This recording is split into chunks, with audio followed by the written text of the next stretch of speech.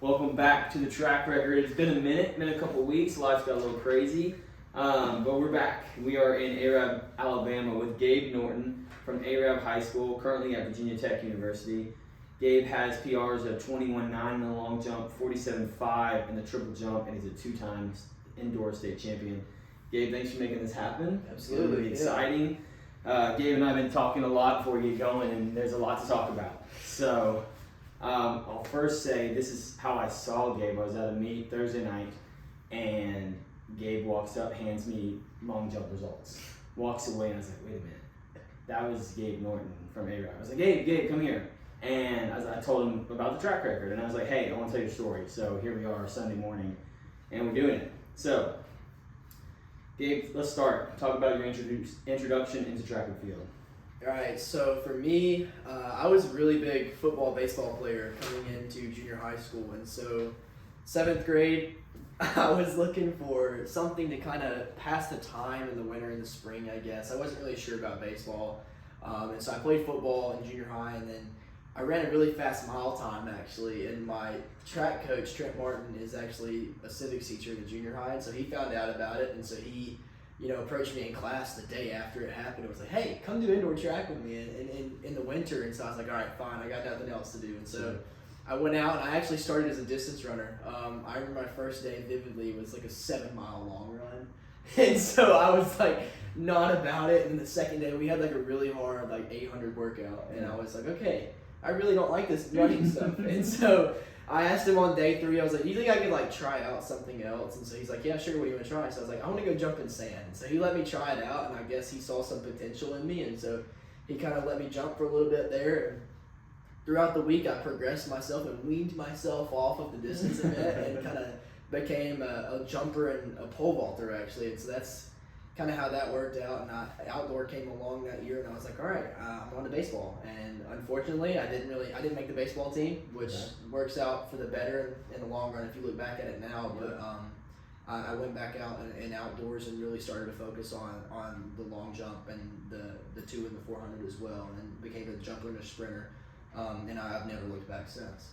What was your mile time that first day? Honestly, I'm not sure I remember. I want to say it was like sub 6, but I mean these were miles run at school with like PE and stuff. Sure. So I don't know if it was a legit mile, but I'm pretty sure I went sub 6. We'll say sub 6. Yeah, we'll say sub 6. Yeah. Okay, so you start with the pole vault, the 2 and the 4.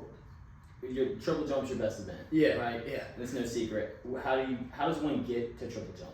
So for me, it was just kind of watching the older guys do triple and goofing off at practice and joking around with it. And one day I think Coach Martin saw me down there goofing off doing it, and he was like, you actually want to try this? And I was like, yeah, why not? I mean, I felt like I was pretty coordinated from football and stuff like that, and that's a big aspect of the triple jump, and so he let me try it, and I think I did pretty decent, obviously, and so I just started to train going into my 8th grade year and freshman indoor. I just kind of started exclusively doing long and triple, and I stopped doing pole vault. I never really saw progression there, and so long and triple kind of took off from there, but triple was really just something I was doing as for fun at practice, and then it kind of got serious from there. Okay.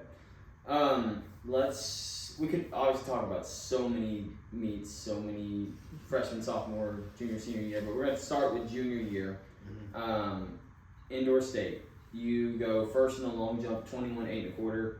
First in the triple, 46.6 1/4. Senior year. You're right.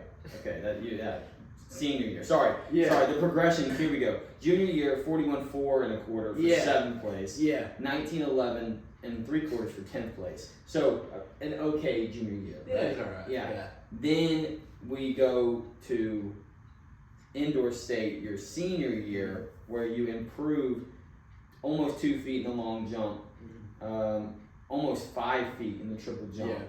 What happened from junior to senior year? Well, I mean, I'll focus on the long jump first. Long jump's always been the event to me that I wish I was better at. I never really saw the success in high school that I wanted to in the long jump.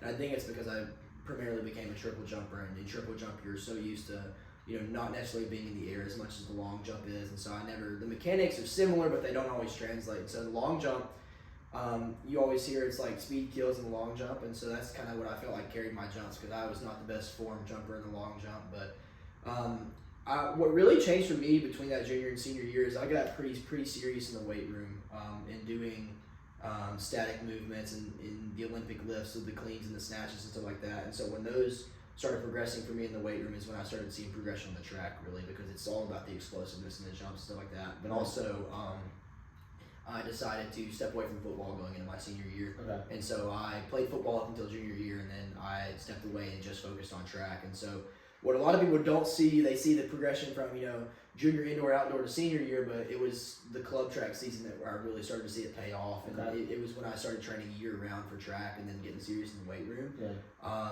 And so I would just say the weight room kind of translated there. And then in the triple jump, my junior year indoors, obviously, this first time I hit 40 was, I think, the last chance in that year before state. And then I went 41 at state. Being in 6A was 41, should have done better, but I was in 6A, so it didn't really play out. But for me, I kind of took that momentum of, I just hit this big PR. I went from 39 to 41, and I carried that into outdoor. And like I said, the weight room and everything. And one day I was just at practice, and I found a second phase in my jump for the first time. I don't know what it was. Something just clicked in my mind, and I went from, first phase to stepping into my third phase to actually having 3 full phases into the jump, and it just took off from there, and progression just began. Yeah.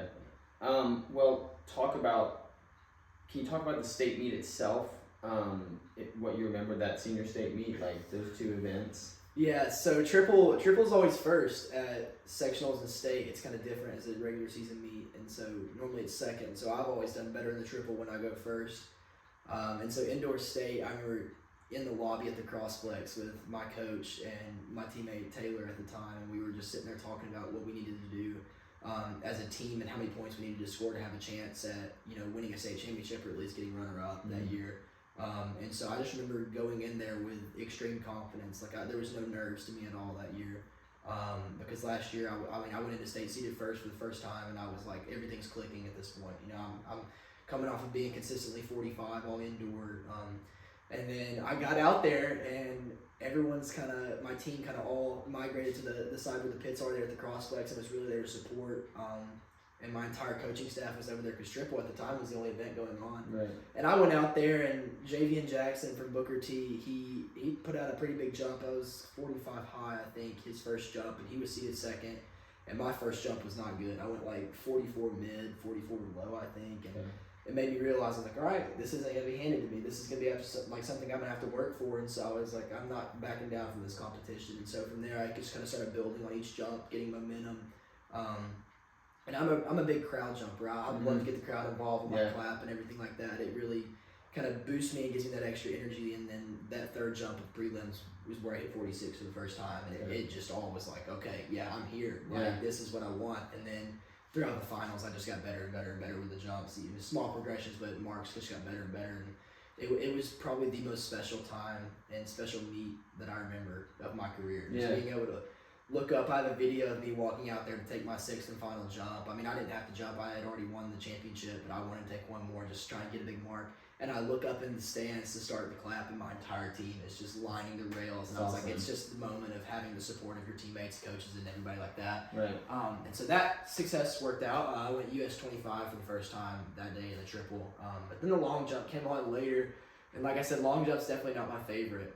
But I knew I had to go out there and win the long jump for us to have a chance at winning state. And so I went out there, and 4x2 had just been called to, and I'm like, okay, I'm going to jump and run within 30 minutes. So I took my first jump, and it was 21.8, and I was able to, sit back from there. I took a second jump. I think it was maybe 20, something like that. I'm not really sure. I don't recall, but I went out to run the 4x2, came back from 4x2, realized I was still in the lead with that 21.8 jump, and so I kind of just sat there, and they wouldn't let me pass for some reason. And I don't know why they wouldn't let me pass the jumps. And so I remember like walking down the runway and like pressing my foot on the board to where it would scratch, and they would mark it as a scratch jump. So I knew I had 4x4 coming up later, and so I was ready to jump if I needed to, those extra long jumps if I had to, but I really wanted to save that energy for the 4x4.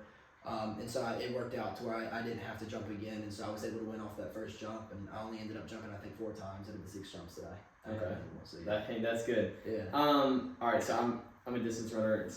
It's no secret. So I have lots of questions. You talk about building momentum each jump. What does that mean to you? So for me, it's like, as an athlete, I feel like, especially on the track and in other sports, you have to have a very short term memory. Mm-hmm. I mean, you can't let a bad race or a bad jump or a bad throw kind of get in your head, because you got to go out there and throw again or run a different event and stuff like that. And so I always knew. I think it came with experience for me. Doing track for so long, I realized that one jump isn't the end of the world, and so I knew. Especially at the indoor meet, after that first jump, I was like, okay, this wasn't a great jump, but I know I can do better. Yeah. And I knew I couldn't let a bad jump sit in my mind, or like if I had a bad day in the long jump, I wasn't going to let it translate to triple. And so it's really important, I feel like, to build off of what you've already done in a competition, because it can make you a lot better. And once you kind of learn to have that short-term memory on the track and in the field, it really can help you a lot. Yeah. You also talked about where'd you go with that?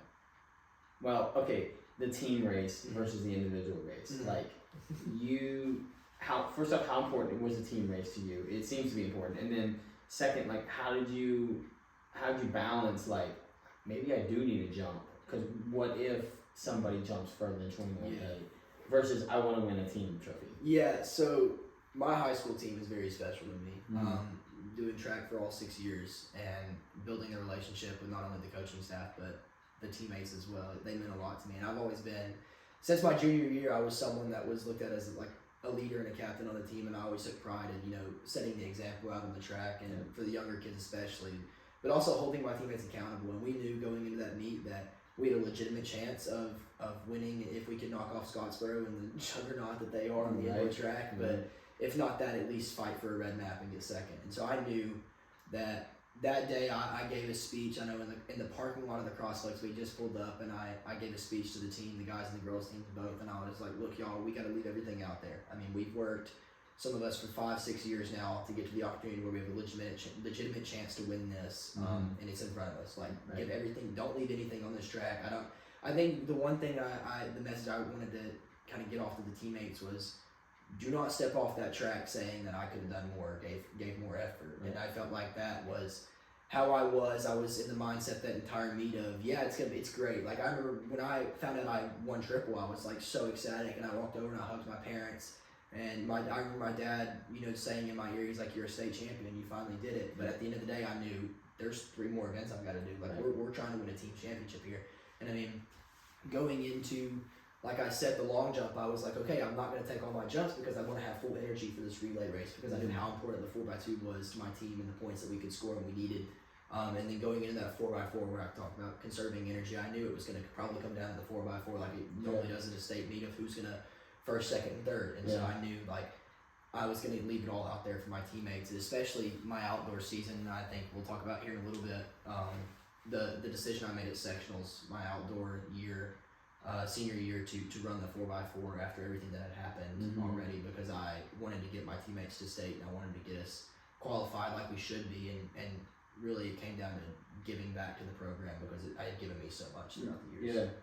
Are there any teammates from that indoor? Y'all did win, right? No, we got second. Okay, Scottsboro, of course. Okay. They're loaded on the distance side. That's what kills us, is their distance team is just so strong. I mean, we really dominated indoors in the field and in the sprints, but Scottsboro we just didn't have the bodies in the distance event. We only took 6 guys and 5 of them scored. Gotcha. So, I think we lost by right at 9.5, 10 points. Okay. So who are some teammates that you maybe would shout out for their performance at that stage? 100%. The first guy is Taylor Anderson. Taylor is he recently just signed to Montevallo. He's going to do the decathlon there. But Taylor's a guy that has he's been good at literally every event he does, and he just needs to make it over the hump between good and great. But Taylor really stepped up that last year, and throughout his entire career of competing when injured, he competed at indoor state on a broken bone in his foot, and he, I think, got 3 state medals that day. I mean, he really left it all out there. But really, I mean, all 5 of us. I mean, it was me, Taylor Anderson, Bryant Bowie, who is. Y'all need to watch out for him, because he's coming in 5A. I think he should be the fastest 400 runner in the 5A, as well as the 200, and he's coming in the 1 as well. But he's seen a lot of progression, and it really paid off last year indoor season in the sprints, and he helped us a lot there. And James Height, she was on that 4x4 team as well with the 3 of us. James has recently converted from a distance runner to a mid-distance and sprinter, so he's kind of focusing on the 4 now a lot more. And then Wyatt Gillespie, he just signed to UAH to throw the free throwing events. Wyatt came up really big with some PRs last indoor season and ended up getting second in the shot with a big PR. And Caden Hilliard in the pole vault. Caden's just continuously getting better and better at the pole vault. I mean, the pole vault's something that, you see small progressions, but they really do pay off. And so Caden was able to score some points there. But, like, what it really came down to is we performed better than when we were seeded. Okay. And I think that it just shows the kind of team that we were. We only, like I said, we brought 6 guys, and 5 of us were able to score, but those 6 guys, we knew that we were going to have to do way better than what we were seeded to even have a chance. And at the end of the day, when it came down to it, I knew that my teammates and myself were going to be the ones to go out there and prove everyone wrong and prove, we're seeded 6th, but watch us go get 3rd. Right. And so it actually, it paid off.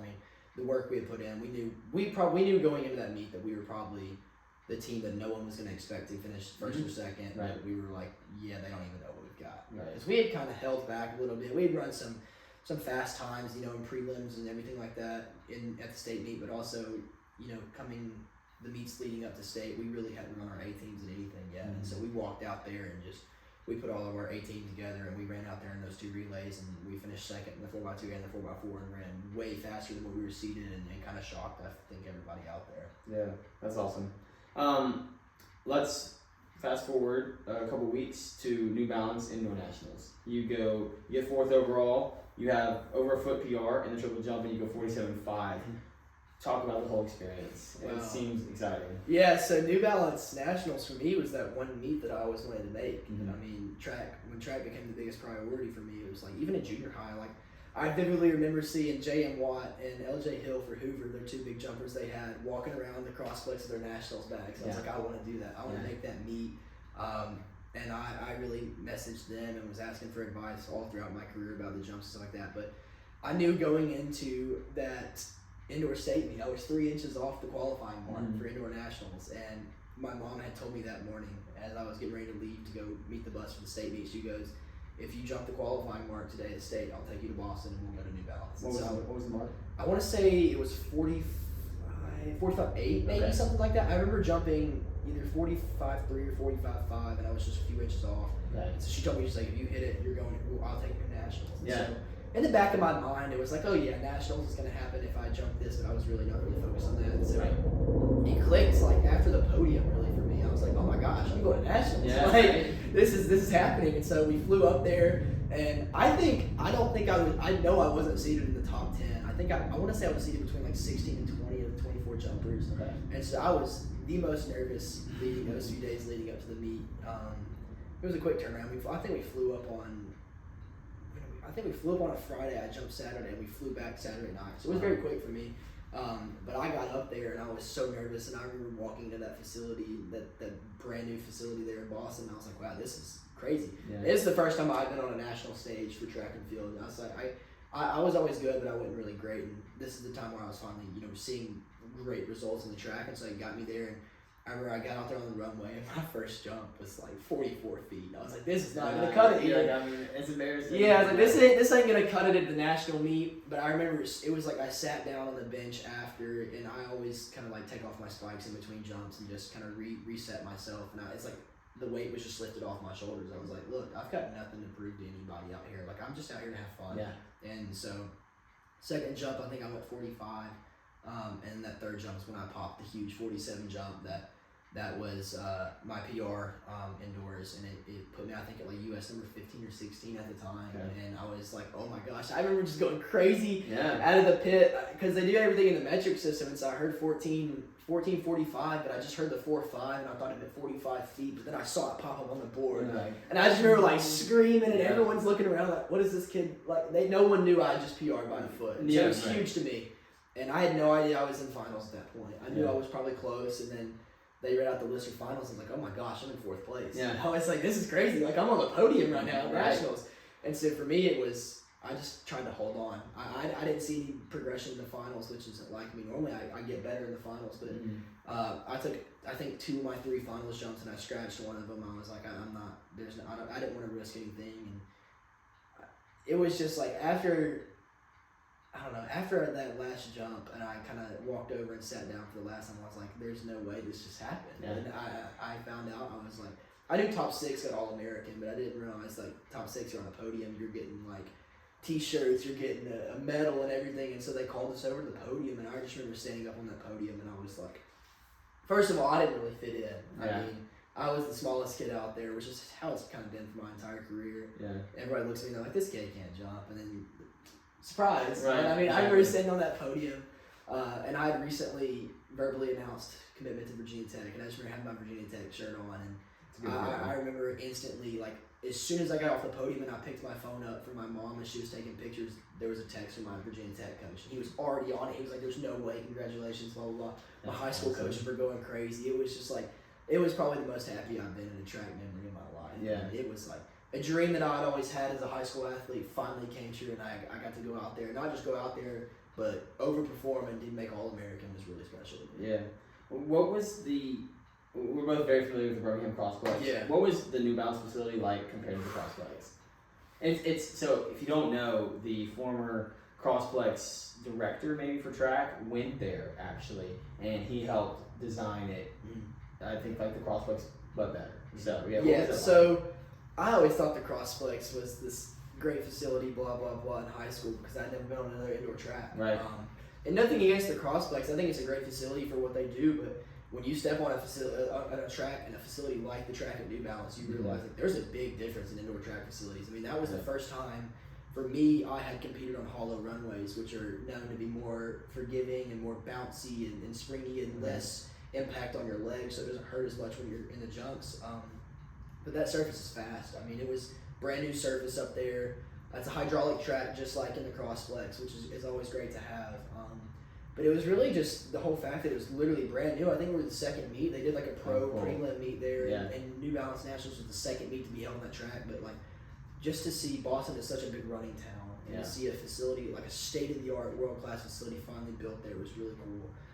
And to be a part of the first group to kind of experience and compete on that track was also really special. But you know, it's very similar to the Crossplex, like I said, with the hydraulics and everything. That it's different in the fact that the throwing area is actually separate from the track. It's actually downstairs in an off location from the indoor, like from the oval itself. But it's set up very similar to the Crossplex. I mean, you definitely see the similarities, but then when you step on the track, you see the differences in there. So, you mentioned the board. When you look down, you see 1445 on the board. Yeah. I think boards at field events are so cool. Like, like that. Sure. The field events, like we talked about earlier off camera, like they don't get any love, right? Yeah. And to have something like that where the fans can look and see, oh, that kid jumped 1445. Yeah. Whether or not they know that means anything to you, they can still see it. Yeah. So for me, like college is obviously they all have the boards, but that was the first time I had experienced any kind of media or anything like that. I mean, I remember there was like cameras all around the outside of the jumping pit. I was like, what am I gonna do if I hit one of these guys? And I'm jumping. I remember one of my jumps, I like threw sand all over one accident. I was like, I'm so sorry. But like to have those boards, it's really cool because especially if you're the parents. I mean, the parents, like when you're in a big facility like that, you can't just talk to your parents in the stands and tell them you jumped. And so it's also pretty cool, like especially if you jump something big, to kind of have it like pop up on that electronic board at the bottom of the pit, and you know, have your jump, have the attempt. And they always had the live leaderboard and everything going on. It makes the environment of the meet a whole lot better because it gets the crowd involved more than they already are. Mm-hmm, exactly. Okay, let's keep it rolling. Let's go to right after that outdoor. You're on a roll, right? Yeah. Almost untouchable, and then injury sets in. Talk about the injury. And break all that down. So for me, I had 2 outdoor meets before indoor nationals. Like I told you off camera, I just used to do like tune-up meets. I really kind of went out there. I just took some short approach jumps. I wanted to get meet scenarios, but I didn't want to risk anything to get hurt before New Balance. And so I came back from New Balance on March 24th. I was going to open up for the first time, full approach, full everything. In the running events and everything in our home meet, and I was in the final minute of warm-ups, and I was doing some long jump preparation, and I was doing one of our final warm-up drills, and I came down the runway to pop up, and unfortunately I just came down in someone's footprint in the sand, and the knee kind of gave way, and that was that. I remember instantly kind of like standing up, and my dad's a state official, and so he's yelling at me. He's like, get out of the pit, get out of the pit. And so I go to stand up, and as I stood up, my kneecap popped back into place, and that's when the pain really hit me, and I fell back down. And I think everyone around the pit and the shot put area kind of realized instantly like something bad had happened. Yeah. And so I mean it was kind of embarrassing, the fact that it's the first time I think I've like publicly been screaming and crying in front of people, but I mean it was truly the worst pain I felt in my life that day. And I actually remember being flooded by coaches and trainers and police officers trying to help me out whatever way they could. And finally, I think after like 35 minutes, they were able to get me up onto the cart and get me carted over to the tent.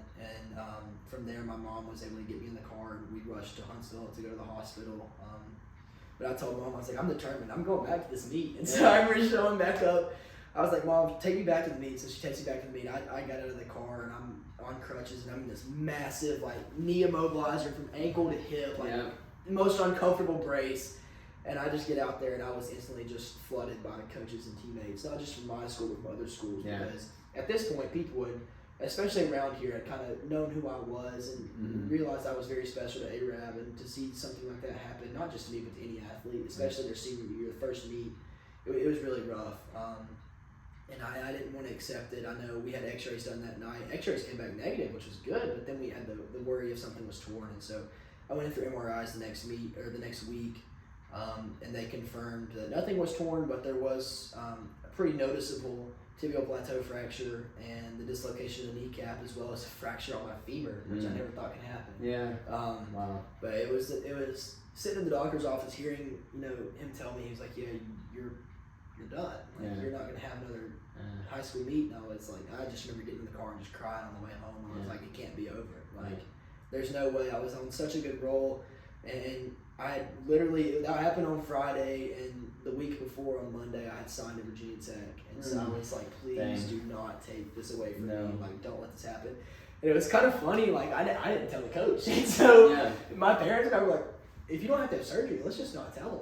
And I'm like, why would we tell him? And so he texted me the Monday after this happened. He was like, hey, when do you open up your outdoor season? And I was like, hey, Coach Z, can I get on the phone with you? And so that's when I told him, and he was so supportive. Completely different answer. He was like, look, he's like, do whatever you got to do to get better. He's like, we're going to need you. And so, the whole injury thing kind of just, I was on the all-time high. I talked about I gave a speech a couple weeks ago, actually, at college, and I talked about how my senior year brought me the highest of highs in indoor, and then in the blink of an eye, it was the lowest of lows for me. Literally everything was taken away from me, and it was just so heartbreaking to me, because obviously I wanted to continue to have this success individually on the track, but outdoors we had a better chance than we did indoors of winning that state championship. And I knew, without the points that I was going to score in the jumps, we lost that chance. And so it was just devastating for me and my teammates. I felt so bad for them and for myself not being able to finish out the way I wanted to. But